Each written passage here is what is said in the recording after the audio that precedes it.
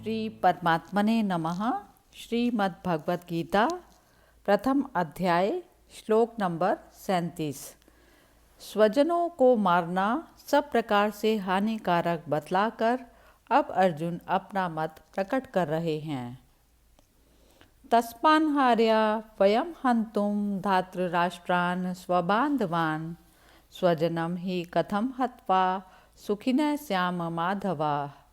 अतएव हे माधव, अपने ही बांधव धृतराष्ट्र के पुत्रों को मारने के लिए हम योग्य नहीं हैं, क्योंकि अपने ही कुटुंब को मारकर हम कैसे सुखी होंगे।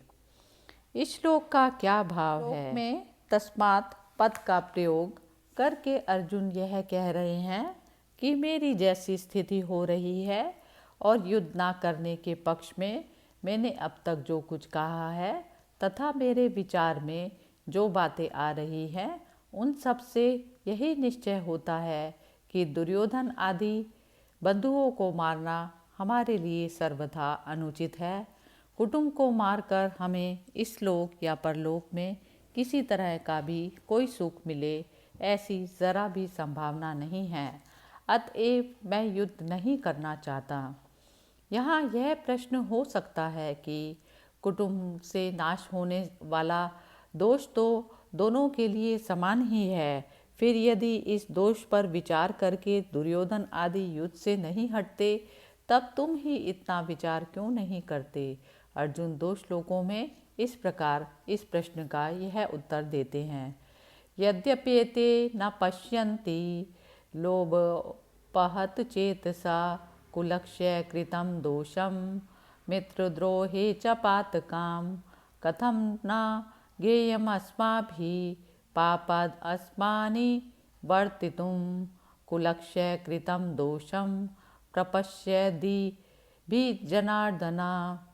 यद्यपि लोभ से भ्रष्टचित हुए ये लोग कुल के नाश से उत्पन्न दोष को और मित्रों से विरोध करने में पाप को नहीं देखते, तो भी हे जनार्दन, कुल के नाश से उत्पन्न दोष को जानने वाले हम लोगों को इस पाप से हटने के लिए क्यों नहीं विचार करना चाहिए। इन दोनों श्लोकों का स्पष्ट भाव क्या है? यहाँ अर्जुन के कथन का यह भाव है कि अवश्य ही दुर्योधन आदि का यह कार्य अत्यंत ही अनुचित है, परंतु उनके लिए ऐसा करना कोई बड़ी बात नहीं, क्योंकि लोभ ने उनके अंतःकरण के विवेक को नष्ट कर दिया है। इसलिए ना तो वह देख पाते हैं कि कुल के नाश से कैसे कैसे अनर्थ और दुष्परिणाम होते हैं, और ना ही उन्हें यही सूझ पड़ता है कि दोनों सेनाओं में एकत्रित बंधु बांधवों और मित्रों का परस्पर वैर करके एक दूसरे को मारना कितना भयंकर पाप है।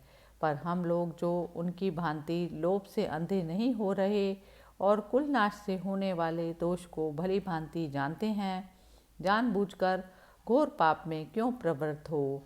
हमें तो विचार करके इससे हट ही जाना चाहिए। कुल के नाश से कौन कौन से दोष उत्पन्न होते हैं, इस पर अर्जुन कहते हैं। कुलक्षे प्रणयष्यन्ति कुलधर्मा सनातना धर्मे नष्टे कुलं कृष्णं धर्मो अभिभवत्युत। कुल के नाश से सनातन कुल धर्म नष्ट हो जाते हैं।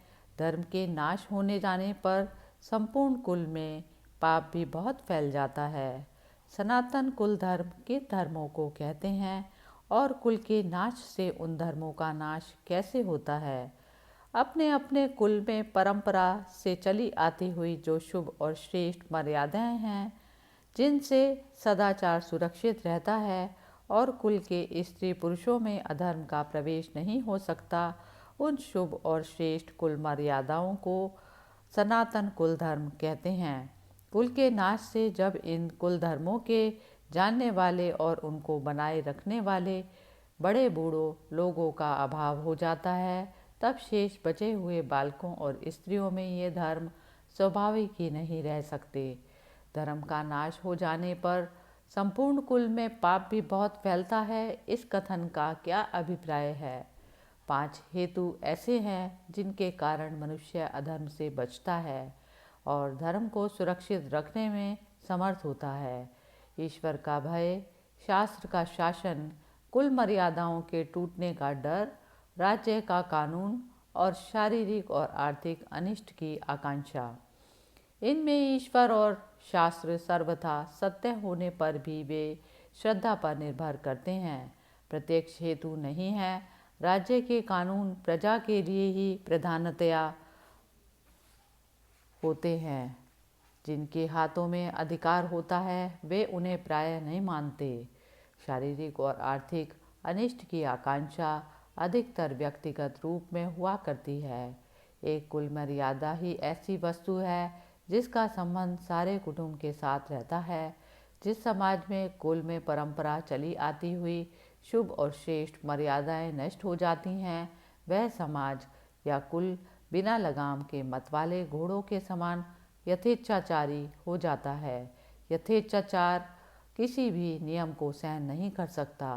वह मनुष्य को सर्वथा उच्छृंखल बना देता है। जिस समाज के मनुष्यों में इस प्रकार की उच्छृंखलता आ जाती है, उस समाज या कुल में स्वाभाविक ही सर्वत्र पाप छा जाता है। अधर्म अभिभवात् कृष्ण प्रदुष्यन्ति कुल स्त्रिया स्त्रीषु दृष्टाशु वार्ष्णेय जायते वर्ण संकरा। हे कृष्ण, पाप के अधिक बढ़ जाने से कुल की स्त्रियां अत्यंत दूषित हो जाती हैं, और हे वार्ष्णेय, स्त्रियों के दूषित हो जाने पर वर्ण संकर उत्पन्न होता है। इस श्लोक का क्या अभिप्राय है? कुल धर्म के नाश हो जाने से जब कुल के स्त्री पुरुष उच्छृंखल हो जाते हैं, तब उनकी प्रायः सभी क्रियाएं अधर्म युक्त होने लगती हैं। इससे पाप अत्यंत बढ़कर सारे समाज में फैल जाता है। सर्वत्र पाप छा जाने से समाज के स्त्री पुरुषों की दृष्टि में किसी भी मर्यादा का कुछ भी मूल्य नहीं रह जाता, और उनका पालन करना तो दूर रहा, वे उनको जानने की भी चेष्टा नहीं करते, और कोई उन्हें बतलाता है तो उसकी हंसी उड़ाते हैं या उससे द्वेष करते हैं। ऐसी अवस्था में पवित्र सती धर्म का, जो समाज धर्म की रक्षा का आधार है, अभाव हो जाता है। सतीत्व का महत्व खोकर पवित्र कुल की स्त्रियां घृणित व्यभिचार दोष से दूषित हो जाती हैं। उनका विभिन्न वर्णों के परपुरुषों के साथ संयोग होता है। माता और पिता के भिन्न भिन्न वर्णों के होने के से जो संतान उत्पन्न होती है वह वर्ण संकर होती है। इस प्रकार सहज ही कुल की परंपरागत पवित्रता बिल्कुल नष्ट हो जाती है। वर्ण संकर संतान के उत्पन्न होने से क्या क्या हानियां होती हैं, अर्जुन अब उन्हें बतलाते हैं। संकरो नरकाय एव कुलघानां कुलस्य च पतन्ति पितरो ह्लेषां लुप्तपिंडोदक्रिया। वर्ण संकर कुल घातियों को और कुल को नरक ले जाने के लिए होता है। लुप्त हुई पिंड और जल की क्रिया वाले अर्थात श्राद्ध और तर्पण से वंचित इनके पितर लोग भी अधोगति को प्राप्त होते हैं। कुलघाती किनको कहा गया है, और इस श्लोक में कुलस्य पद के साथ च अव्यय का प्रयोग करके क्या सूचित किया गया है? कुलघाती उनको कहा गया है जो युद्ध आदि में अपने कुल का संहार करते हैं, और कुलस्य पद के साथ च अव्यय का प्रयोग करके यह सूचित किया गया है कि वर्ण संकर संतान केवल उन कुलघातियों को ही नरक पहुंचाने में कारण नहीं बनती, वह उनके समस्त कुल को भी नरक में ले जाने वाली होती है। लुप्त हुई पिंड और जल की क्रिया वाले इनके पितर लोग भी अधोगति को प्राप्त हो जाते हैं। इसका क्या भाव है? श्राद्ध में जो पिंडदान किया जाता है और पितरों के निमित्त ब्राह्मण भोजन आदि कराया जाता है, वह पिंड क्रिया है, और तर्पण में जो जलांजलि दी जाती है वह उदक क्रिया है। इन दोनों के समाहार को पिंडोदक क्रिया कहते हैं। इन्हीं का नाम श्राद्ध तर्पण है। शास्त्र और कुल मर्यादा को जानने मानने वाले लोग श्राद्ध तर्पण किया करते हैं, परंतु कुलघातियों के कुल में धर्म के नष्ट हो जाने से जो वर्ण संकर उत्पन्न होते हैं, वे अधर्म से उत्पन्न और अधर्म अभिभूत होने से प्रथम तो श्राद्ध तर्पण आदि क्रियाओं को जानते ही नहीं, कोई बतलाता भी है तो श्रद्धा न रहने से करते नहीं, और यदि कोई करते भी हैं तो शास्त्र विधि के अनुसार उनका अधिकार न होने से वह पितरों को मिलती नहीं। इस प्रकार जब पितरों को संतान के द्वारा पिंड और जल नहीं मिलता तब उनका पतन हो जाता है। वर्ण संकर कारक दोषों से क्या हानि होती है, अब उसे बतलाते हैं। दोषरेते कुलघानाम वर्ण संकर कारकई उत्साद्यन्ते जाति धर्मा कुल धर्माश्च शाश्वता। इन वर्ण संकर कारक दोषों से कुलघातियों के सनातन कुल धर्म और जाति धर्म नष्ट हो जाते हैं। इन वर्ण संकर कारक दोषों से किन दोषों की बात कही गई है? उपयुक्त पदों से उन दोषों की बात कही गई है जो वर्ण संकर की उत्पत्ति में कारण हैं। वे दोष हैं कुल का नाश, कुल के नाश से कुल धर्म का नाश तथा पापों की वृद्धि, और पापों की वृद्धि से कुल स्त्रियों का व्यभिचार आदि दोषों से दूषित होना। इन्हीं चार दोषों से वर्ण संकर की उत्पत्ति होती है। सनातन कुल धर्म और जाति धर्म में क्या अंतर है तथा उपयुक्त दोषों से इनका नाश कैसे होता है? वंश परंपरागत सदाचार की मर्यादाओं का नाम सनातन कुल धर्म है। 40वें श्लोक में इनके साथ सनातना विशेषण दिया गया है और यहाँ इनके साथ शाश्वता विशेषण का प्रयोग किया गया है। वेद शास्त्रोक्त वर्ण धर्म का नाम जाति धर्म है।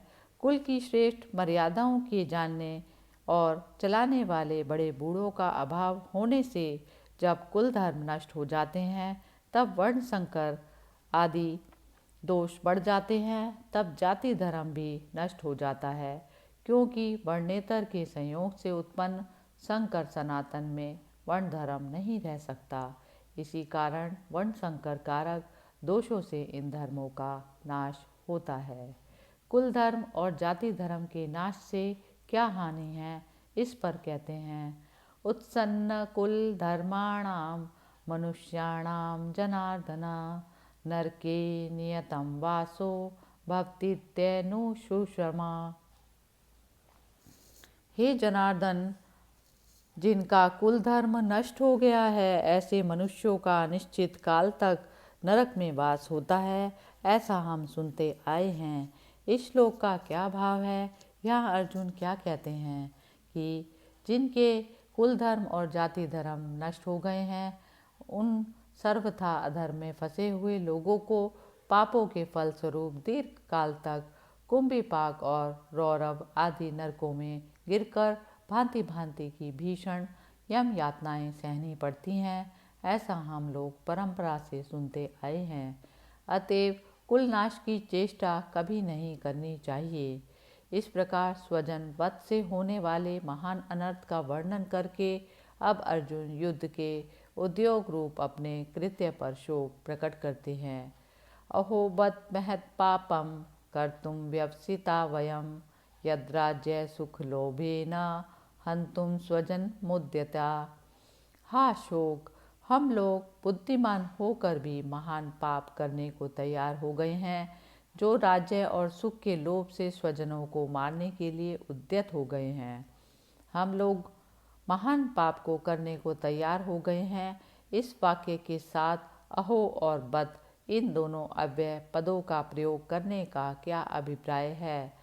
अहो अव्यय यहाँ आश्चर्य का द्योतक है और बत पद महान शोक का। इन दोनों का प्रयोग करके उपयुक्त वाक्य के द्वारा अर्जुन यह भाव दिखलाते हैं कि हम लोग जो धर्मात्मा और बुद्धिमान माने जाते हैं और जिनके लिए ऐसे पाप कर्म में प्रवृत्त होना किसी प्रकार भी उचित नहीं हो सकता, वे भी ऐसे महान पाप का निश्चय कर चुके हैं। यह अत्यंत ही आश्चर्य और शोक की बात है।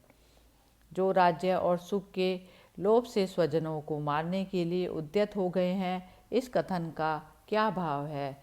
इससे अर्जुन यह भाव दिखाते हैं कि हम लोगों का राज्य और सुख के लोभ से इस प्रकार तैयार हो जाना बड़ी भारी गलती है। इस प्रकार अर्जुन पश्चाताप के बाद अब अर्जुन अपना निर्णय सुनाते हैं। यदि माम प्रतिकारम शस्त्रम शस्त्रपाणया धातृराष्ट्रारणे हन्युत तन्मे क्षेम तरम भवेद। यदि मुझ शस्त्र रहित एवं सामना न करने वाले को शस्त्र हाथ में लिए हुए धृतराष्ट्र के पुत्र रण में मार भी डालें तो वह मारना भी मेरे लिए अधिक कल्याणकारक होगा। इस श्लोक का क्या भाव है? अर्जुन यहाँ कह रहे हैं कि इस प्रकार युद्ध की घोषणा होने पर भी जब भी शास्त्रों का त्याग कर दूंगा और उन लोगों की किसी भी क्रिया का प्रतिकार नहीं करूंगा, तब संभवतः वे भी युद्ध नहीं करेंगे और इस तरह समस्त आत्मीय जनों की रक्षा हो जाएगी। परंतु यदि कदाचित वे ऐसा ना करके मुझे शस्त्रहीन और युद्ध से निवृत्त जानकर मार भी डालेंगे तो वह मृत्यु भी मेरे लिए अत्यंत कल्याणकारक होगी, क्योंकि इससे एक तो मैं कुल घात रूप भयानक पाप से बचूंगा और दूसरे अपने सगे संबंधी और आत्मीय जनों की रक्षा हो जाएगी और तीसरे कुल रक्षा जनित महान पुण्य कर्म से परम पद की प्राप्ति भी मेरे लिए आसान हो जाएगी। अर्जुन अपने प्रतिकार रहित उपर्युक्त प्रकार से मरण से कुल की रक्षा और अपना कल्याण निश्चित मानते हैं, इसीलिए उन्होंने वैसे मरण को अत्यंत कल्याणकारक बताया है। भगवान श्री कृष्ण से इतनी बात कहने के बाद अर्जुन ने क्या किया, इस जिज्ञासा पर अर्जुन की स्थिति बतलाते हुए संजय कहते हैं। संजय उवाच एवं उक्त्वा अर्जुनः संख्ये रथोपस्थ उपाविशत् विसृज्य सशरम चापम शोक संविघ्न मानसा। संजय बोले, रणभूमि में शोक से उद्विग्न मन वाला अर्जुन इस प्रकार कहकर बाण रहित धनुष को त्याग कर रथ के पिछले हिस्से में बैठ गया। इस श्लोक में संजय के कथन का क्या भाव है? यहाँ संजय कह रहे हैं कि विषाद मग्न अर्जुन ने भगवान से इतनी बातें कहकर बाण सहित गांडीव धनुष को उतार कर नीचे रख दिया और रथ के पिछले भाग में चुप बैठकर वे नाना प्रकार की चिंताओं में डूब गए। उनके मन में कुल नाश और उससे होने वाला भयानक पाप और पाप फलों के भीषण चित्र आने लगे। उनके मुखमंडल पर विषाद छा गया और नेत्र शोकाकुल हो गए। ओम तत्सदिति श्रीमद्भगवद्गीता सुपनिषत्सु ब्रह्म विद्यायां योग शास्त्रे श्री कृष्ण अर्जुन संवादे अर्जुन विषाद योगो नाम प्रथमो अध्यायः समाप्त। हरि ओम तत्सत्।